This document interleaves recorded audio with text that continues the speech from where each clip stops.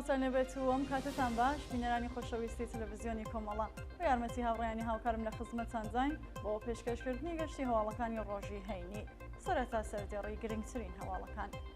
بەرزڕاگرتنی یادی ئازاد حسەین پووری لە مەهاباد، تیرۆری چالاکێکی سیاسی خەڵکی بۆکان لە شاری هەولێر، دەست بەسەرکردنی هاوڵاتیەک لە شاری بۆکان، ناڕوونی شارەنووسی دوو بەنجکراوی خەڵکی مەریوان، ناڕزایەتی کرێکارانی ئەبنیەی فەنی و ڕێگای ئاسنی زاگرۆس، سەپاندنی سزای 61 ساڵ زیندان بەسەر شتێ چالاکی مەدەنی لە شاری تەران و مانگرتنی شۆفێرانی قەتار لە ئەڵمان.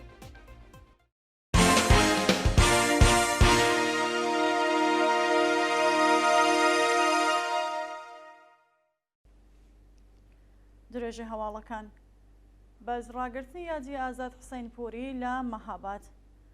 ڕۆژی پێنجشەممە 25 مانگی خەزەڵوەر و هاوکات لەگەڵ ساڕۆژی گیانبەختکردنی ئازاد حسەین پووری لە شاری مەهاباد مەراسمێک لەلایەن بنەماڵەکەیەوە بەڕێوەچوو. ئازاد حسەین پووری لە ڕەوتی شۆڕشی ژینا لە ساڵی ڕابردوو بەدەستڕێژی گولەی هێزەکانی ڕەژیم لە شاری مەهاباد گیانی لە پێناو ئازادیدا بەخت کرد. ڕۆژی ڕابردوو بنەماڵەی ئازاد و کۆمەڵێک لە خەڵکی ئازادی خوازی مەهاباد بە کۆبوونەوە لەسەر مەزاری ئەو هەمیشە زیندووە وێڕای ڕێزلێنە بیرەوەریەکانی پەیمانیان لەگەڵ ئاواسەکانی نوێ کردەوە. برینداربوونی دوو کۆڵبەری دیکە بە تەقەی هێزەکانی حکوومەت لە سنووری بانە. شەوانی چوارشەممە و پێنجشەممە 24 و 25 خەزەڵوەری 1402 دوو کۆڵبەری دیکە بە ناوەکانی زانیار ڕاحزادە خەڵکی سەقز و ئازاد نووری خەڵکی بانە بە تەقەی هێزەکانی ڕژیم بە سەختی بریندار بوون. بە پێڕاپۆرتی کۆڵبەر نیوز شەوانی چوارشەممە و پێنجشەممە کۆمەڵێک کۆڵبەر لە سنووری هەنگەژاڵی بانە کەوتنە بۆ سێ هێزەکانی ڕژیم و کۆڵبەرێکی خەڵکی گوندی دەرەپەمۆی سەر بە شاری سەقز بە ناوی زانیار ڕاحزادە تەمەن 22 ساڵ و کۆڵبەرێکی خەڵکی بانە بە ناوی ئازاد نووری بە تەقەی ڕاستەوخۆی هێزەکانی ڕژیم بە سەختی بریندارکران. تیرۆری چالاکێکی سیاسی خەڵکی بۆکان لە شاری هەولێر. ڕۆژی پێنجشەممە 25 خەزەڵوەری 1402 چالاکێکی سیاسی خەڵکی بۆکان و دانیشتووی هەولێر بە ناوی سۆهراب ڕەحمەتی لەلایەن بەکرێگیراوانی کۆماری ئیسلامی تیرۆر و بە سەختی بریندارکرا. کۆماری ئیسلامی ئێران لە تیرۆری و شۆڕەشگەرانی ڕۆژهەڵات بەردەوامە. سۆهراب ڕەحمەتی پارێزەری خەڵکی بۆکان، ئەنجامی حەزبی دیمۆکراتی کوردستان ئێران و ئەنجامی سندیکای پارێزەرانی کوردستان ئێوارەی ڕۆژی پێنجشەممە 25 خەزەڵوەر لە شاری هەولێری پایتەختی هەرێمی کوردستان لەلایەن دەست و پەیوەندیەکانی کۆماری ئیسلامیەوە تیرۆر و پاش برینداربوون ڕەوانەی نەخۆشخانەکرا. ناوبراو پارێزەری کەیسی ترۆری قادر قادری پێشمەرگەی حەزبی دیموکراتی کوردستان و هەروەها کەیسی هێرشی تێرۆریستی شەوی یەڵدا و کەیسی شەهیدانی حافزەی خەرمانان بوو هەر بەم هۆیەشەوە لە ساڵانی ڕابردوودا چەندین جار لەلایەن ناوەنجەمیەکانی ڕژیمەوە هەڕەشەی لێکرا بوو. دەست بەسەرکردنی هاوڵاتیەک لە شاری بۆکان. شەوی پێنجشەممە 25 مانگی خەزەڵوەر گەنجێکی خەڵکی بۆکان بە ناوی زانیار فەتاحیان تەمەن 23 ساڵ لەلایەن هێزەمنیەکانەوە دەست بەسەرکرا. بە پێڕاپۆرسەکان هێزەکانی ئیدارەی دەسەڵاتی بۆکان زانیار فەتاحیانیان بەبێ بەڵگەی قەزای دەست بەسەر و بۆ شوێنێکی نادیار گواستوەتەوە. تا کاتی داڕشتنی ئەم هەواڵە هیچ زانیاریەک لەسەر هۆکاری بەندکرانی لە بەردەستانە. ناڕوونی شارەنووسی دوو بەنجکراوی خەڵکی مەریوان. بە پێ راپۆرتی ناوەنجەکانی مافی مرۆڤ چارەنووسی دوو هاوڵاتی بەندکراوی خەڵکی گوندی دەرەتفێ مەریوان بە ناوەکانی کەریم و ڕەحمان قوبادی پاش دەست بەسەرکرانیان بە ناڕوونی ماوەتەوە. ماوەیەک لەوەبەر دوو برای خەڵکی گوندی دەرەتفێ مەریوان بە ناوەکانی کەریم و ڕەحمان قوبادی لەلایەن هێزەمنیەکانەوە دەست بەسەرکران و هەندێک لە سەرچاوەکانی هەواڵ باس لە گواستنەوەیان بۆ گرتوخانەی دەسەڵاتی سوپای پاسداران لە شاری گورمێ دەکەن. شایانی باسەکە هێشتا هۆکاری بەندکران و شوێنی ڕاگیرانی ئەو دوو هاوڵاتە ڕوون نییە و چارەنووسیان بە نادیاری ماوەتەوە. ناڕزایەتی کرێکارانی ئەبنیەی فەنی و ڕێگای ئاسنی زاگرۆس. ڕۆژی پێنجشەممە 25 خەزەڵوەری 1402 کرێکارانی ئەبنیەی فەنی و ڕێگای ئاسنی زاگرۆس لە ئازنەدانی 4% حەقی بیمەی پیشە سەخت و زیانبارەکان ناڕزایەتیان دەربڕی. بەو سەکرێکاران خاوەنکار مەشمولی یاسای پیشە سەخت و زیانبارەکان کراوە و ئەبێ مانگانە بڕی 4% حەقی بیمەی کرێکارانی ڕێگە یاسنی زاگرۆس بە ڕێکخراوی تەمین نیشتیماعی پەرداخت بکات، بەڵام خاوەن شرکەتە پەیمانکاریەکان ئەو ئەرکەی بۆیان دیاری کراوە ئەنجامیان نەداوە و ئێستا کرێکاران بۆ ئەوەی بتوانن پێش کاتی دیاریکراو خانە نشین بن تووشی کێشە بوون. ڕێزگرتن لە یادی گیانبەختکردوانی شۆڕەشەکانی خەزەڵوەری 98 و 1401. ڕۆژی پێنجشەممە 25 مانگی خەزەڵوەر ئازادی خوازان لە سەرمەزاری گیانبەختکردوان سپهر ئیسماعیلی لە قەزوین، ئارمان ئەحمادی لە مەرڤدەشت و پویا بەختیاری لە تاران کۆبوونەوە و ڕێزیان لە بیرەوەریەکانیان گرت. بەپێ راپۆرسەکان ڕۆژی ڕابردوو مەراسمی ڕۆژی لەجایەکبوونی سپهر ئیسماعیلی لە گیانبەختکردوانی شۆڕەشی ژینا لە شاری قەزوین بە بەشداری بنەماڵە و کۆمەڵێک لە خەڵکی ئازادیخوازی ئەو شارە لەسەر مەزەری ناوبرادا بەڕێوەچوو.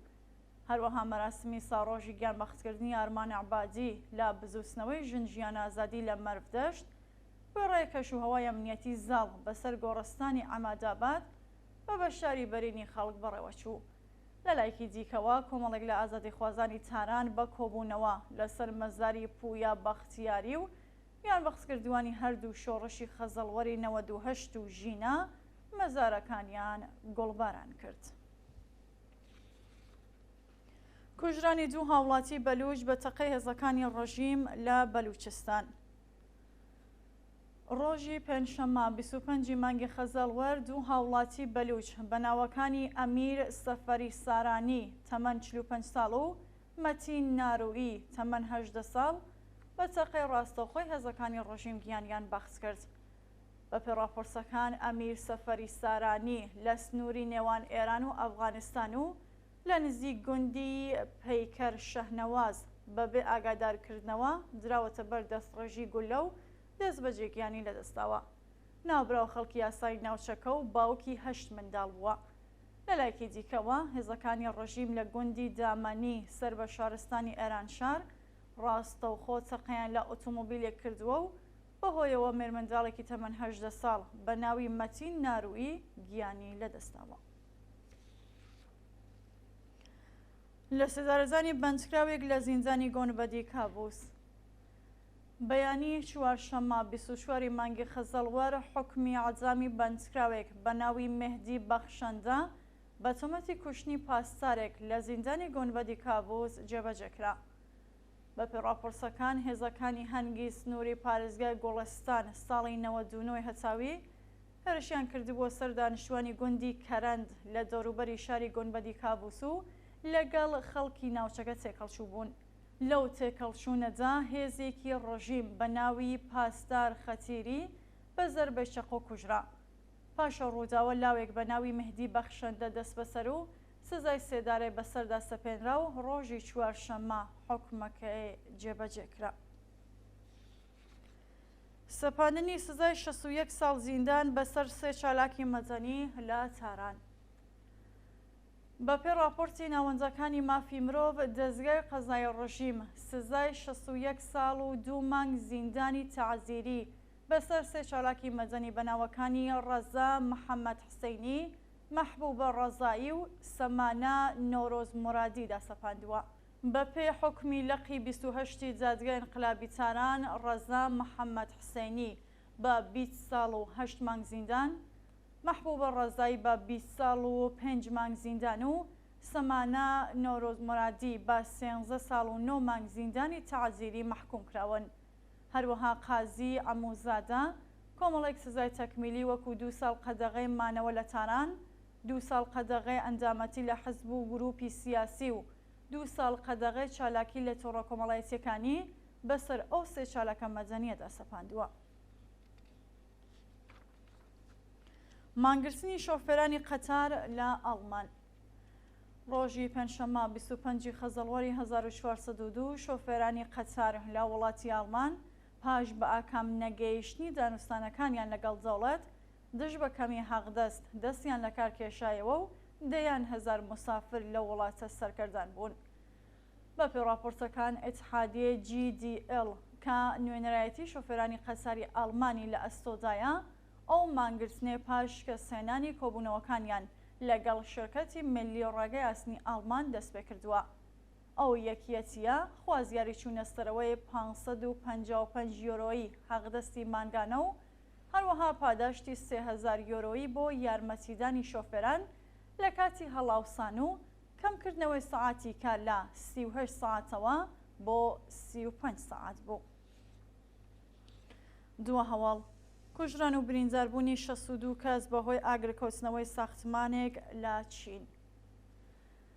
بەپێی راپۆرتی دەستگای هەواڵنێری شینگۆڤای چین ڕۆژی پێنجشەممە 25 خەزەڵوەری 1402 ئاگر لە ساختمانێکی چەند نەهۆمی لە ئۆستانی شانشی کەوتەوە و بەهۆیەوە 11 کەس گیانیان لەدەستا و 51 کەسی دیکەش بریندار بوون. بەپێی راپۆرتەکان هۆکاری ئەو ئاگرکەوتنەوە هێشتا ڕوون نییە و هێزەکانی پۆلیس و ئاگرکوژێنەوە سەرقاڵی لێکۆڵینەوە لەو ڕووداوان. گیان لە دەستانی 11 کەس پشتڕاستکراوە و 63 کەس لەو ساختمانە ڕزگارکراون کە 51 کەسیان بریزان و ئێستا لە بەشی تایبەتی نەخۆشخانەکاندا خۆیان بکراون. نێرانی خۆشەویست هەواڵەکانتان پێشکەشکە هەر شاد و ئاسوودە.